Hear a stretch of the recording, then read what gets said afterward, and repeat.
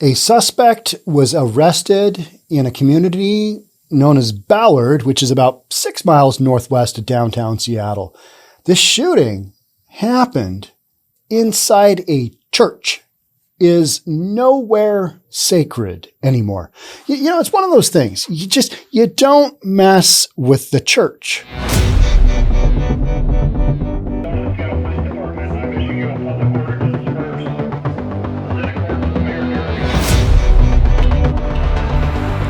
You know what I mean? Don't you learn that? Isn't that taught in like little kid-ism somewhere?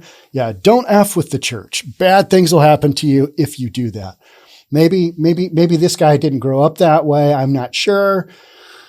But he whips out a pistol and starts popping people in the church. That to me is a hard no-go. Just shooting people in general is a hard no-go.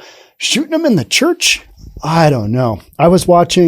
I turned on my TV the other morning and I was watching some horror movie. And it was just so bad. It was so horrific and it took place in a church. I had to turn it off because I'm like, yeah, just leave the church alone. It's kind of like when Antifa tags up churches and things like that. It's just hard no-go. Don't do it. That's the bottom line. Well, we're going to talk about it today here on News for Reasonable People because this is wildly unreasonable. Some of the quotes in this story you've got to stick around for because somebody getting shot, not a laughing matter. Other people describing the situation, there's some crazy stuff going on. Let's jump on into it. Before we do, if you're new, welcome. My name is Sean Reynolds. I own a couple of real estate companies and I read this kind of news. It's just what we're doing. All right, let's jump on into it. I saw this story. This story came out about a week ago. And it was one of those stories I just kind of passed on because I'm like, okay, yeah, another shooting. And then I realized it was a homeless encampment and a homeless shelter, I should say. And it's inside of a church. It's like, and Ballard, old like Norwegian fishing community, kind of juts out to Puget Sound, just north of downtown Seattle. And it has become it's had crime wave after crime wave sweep over it. Just all kinds of storylines. A lot of the storylines that I read here. The woman who had to defend her own business and her own jewelry shop was in Ballard, where a guy broke in, where she spent the night because she felt like somebody was going to break into her jewelry store and rob her. Yeah, that happened. That was Ballard. Homeless encampments in Ballard being swept. Talk about that. A lot of shootings, just crazy stuff going on. A man was in custody Thursday after a long-running fight between the suspect and another man at a homeless shelter escalated to gunfire inside the facility, which is housed inside a Ballard church. How do you think the pastor of that church feels? What's going through his mind? Maybe we should reconsider the whole shelter thing here, because with people getting shot in church, that's not what you want to see. How do you explain that to your congregation? If your congregation had any doubts at all about housing a homeless shelter within the confines of their physical structure, now would be the time to voice said concerns as a shooting just happened. I am all for the church helping people, but you also got to realize the folks that you're bringing in, I think, are different than they were 10 years ago, 20 years ago. I really honestly do. You've got a new breed of homeless out there, and this is a lifestyle. This is a lifestyle. Some of the things in this article are going to directly correlate to these are lifestyle choices being made. George Sloan, 35, was booked into the King County Jail on suspicion of first-degree assault in connection with the incident in the shelter located in the 6500 block of 12th Avenue Northwest. 12th Avenue Northwest being a fairly major north-south arterial, 8th Avenue Northwest and 3rd Avenue Northwest are busier. 12th Avenue Northwest, the further you get west, the less busy it gets, the closer you get to the waterfront bluff out in that area. That's my appraisal background coming to me. So it was not immediately clear if bond had been set in the case. Are you going to release a guy on bond who's shot somebody in a church that's a homeless shelter? I guess we are. I guess it's just what we're doing. You know what? Next time, maybe don't shoot him. Maybe take it outside, settle it somewhere else, and maybe you can put on some boxing gloves and you can just box it out. No. This guy's going to take a gun and he's going to shoot somebody. He's going to do it to somebody else. But you'll release him on bond, or maybe even no bond, just his own personal recognizance, his own PR. Hey, do you promise to come back to court for your next hearing? You do? Sweet. See you then. Bye for now. Be good. When officers arrived on the scene, they found two victims, a 60-year-old man with a gunshot wound in his arm and a 49-year-old man with a graze wound in his arm. Remember the scene in Monty Python where the knight, he's duking it out with swords with the other guy and like gets his arm whacked off, gets his other arm whacked off down to like one leg. And he's like, keep fighting me. He's on, he's on his stumps and he's saying it's merely a flesh wound. Now this guy actually did have just a flesh wound. He had a graze wound in his arm. Both were transported to Harborview Medical Center and were listed in stable condition. All right. So the guys are going to be okay. A 33-year-old man at the scene was also taken to Harborview as he was a person in crisis. They got a 3-pack out of it. 2 gunshot victims, 1 guy having a mental just breakdown. Not his day. Not his day. He had no physical injuries. You see, you can kind of see what you're dealing with here. You're dealing with a lot of crazy people and people with guns and drugs are involved. And I guaranteed the guy he's the person in crisis. He's either coming off of something or he's on something or he's crazy from whatever drugs he's taking. That's a lot of what you see going on.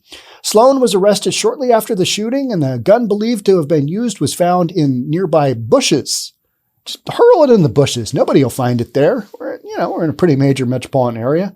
Nobody's going to look in the bushes for your gun. It was not immediately clear what led to the argument before the shooting, but it sounds like we know that it was a long-standing argument. You know, when you have a beef between two people, how about the beef? I don't know if you caught my podcast where I was talking about Lady Gangsta. Lady Gangsta. Her name's Lady Gangster, but you throw in the A on the end there, it's got a whole new meaning. That's how I understand the English language anyway. Lady Gangsta just went up and stabbed a dude a couple of times. Just not good. Not good. And then they had an AK-47 styled rifle being shot at her. Guy plopped over because he'd been stabbed a couple of times. So his buddy picks up the rifle and starts shooting at her. All in the streets of Seattle. Yep. Gunfire in the church. Yep. We're doing good things here. Good things happening. The homeless shelter is located inside St. Paul's United Church of Christ, and there were several people inside when shots were fired. Ronald Warren told KOMO News that he knows the suspect who allegedly opened fire. Allegedly, at this point in time, he shot 2 people. Wounds, flesh wound. Went to the hospital. He always carried, this is Ronald Warren. He knows these folks. He always carried a pistol.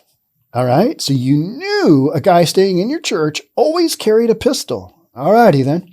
He always carried a pistol. So when he first checked in here, I asked him, do you have that pistol on you? Because you can't have that pistol on here on church grounds, said Warren. And he told me he didn't.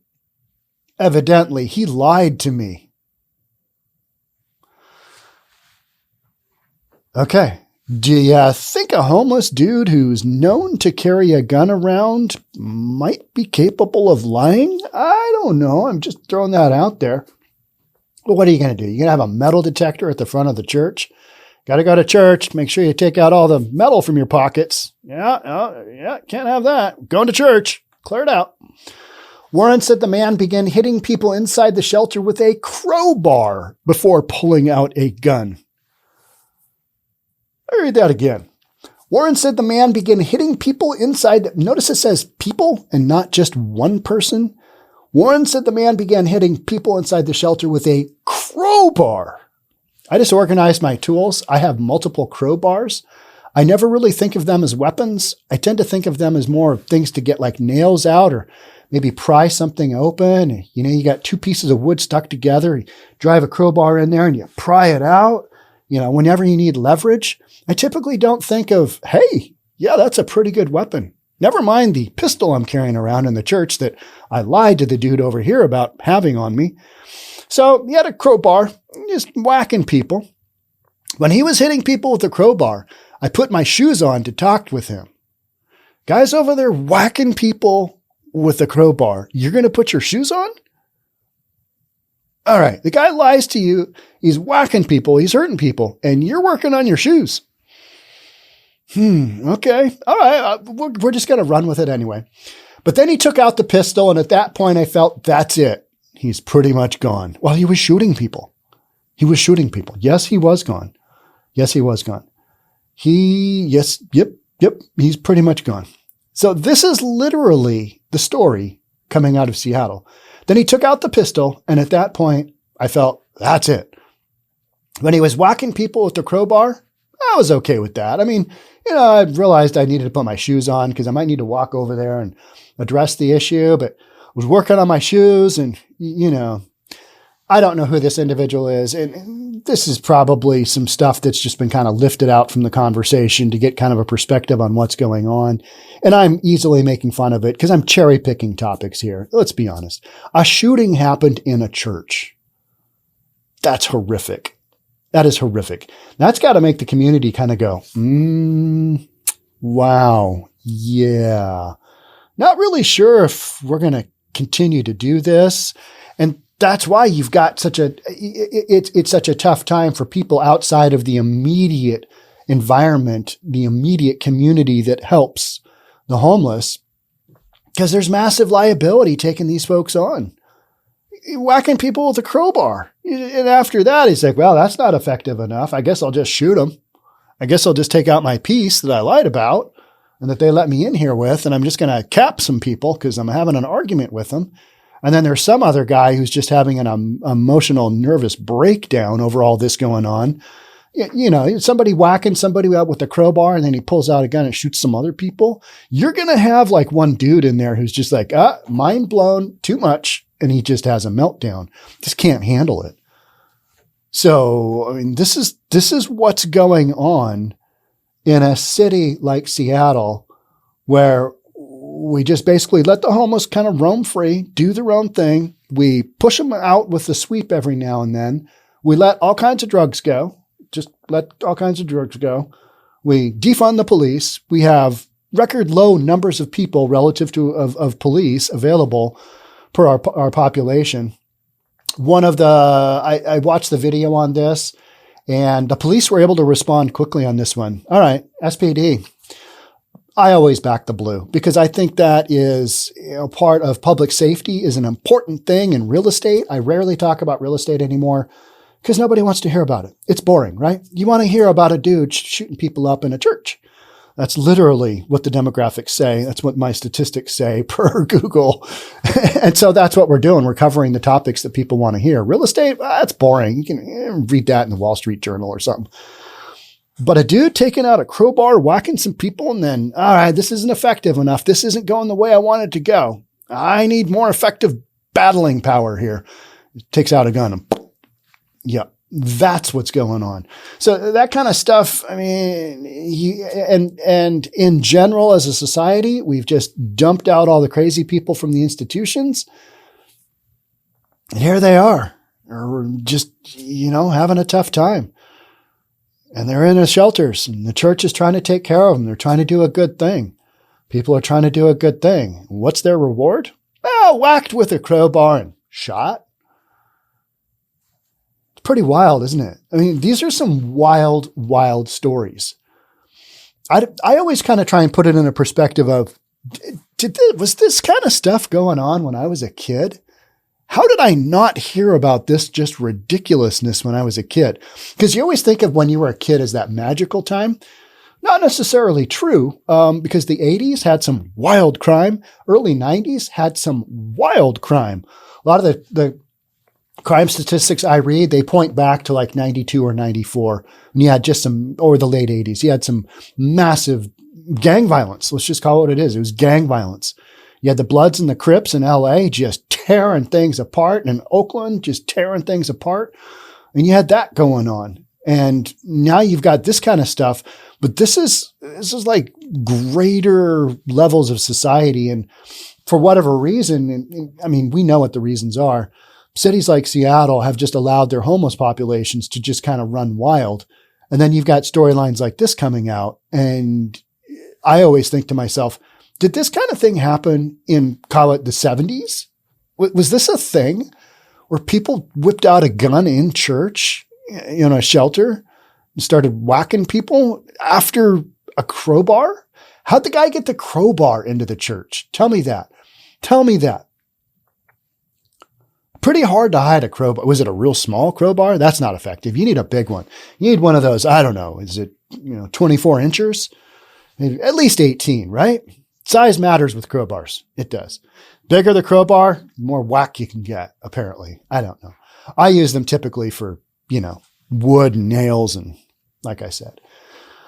But I always kind of think to myself, did this happen when I was a kid, or is this just what is going on in today's society? And that's the point where I'm like, I got a feeling this didn't happen. And I, asked my parents like, wow, we were dealing with you as little kids, and that was enough of a challenge. And I can't really remember what it was like back then. Guaranteed, Seattle, Ballard in particular. I used to do a ton of appraisal work over in Ballard, in this particular area of Seattle where this storyline happened. It was a quiet bedroom community. Yeah, it's Seattle. It was a little bit grungy, but you didn't have guys whacking each other in church. You just didn't have that. That would have been a massive, massive story. Now it's like page 6 news. And I had another shooting. Yeah, another shooting, and a little bit of crowbar action. And and the third guy got taken to the hospital. He was having a breakdown because, the drugs. I don't know if he was on drugs, but I'm assuming. Or he should have been somewhere where he could get the help he needs, and probably on medication, but that's not happening. And that is largely what you're seeing walking around on the streets of Seattle. And that's what's, that on top of the gang activity and the criminal enterprise out there. It's how you end up with a storyline like this. Wild stuff, right? All right. That's it for me on this one. There's no real redeeming point on this one other than, what are we even doing here? Wild, right? Yeah. But it needs to be talked about. People need to know what's going on, because otherwise, it's all good. It's all fine. So this is just kind of one of those little bite-sized stories that I'll refer to later when people say, we're doing good. Yeah, 2 thumbs up. All right. Yeah, Seattle's thriving. We're all good. All right. Well, yeah, mostly. We got a few flesh wounds. Merely a flesh wound.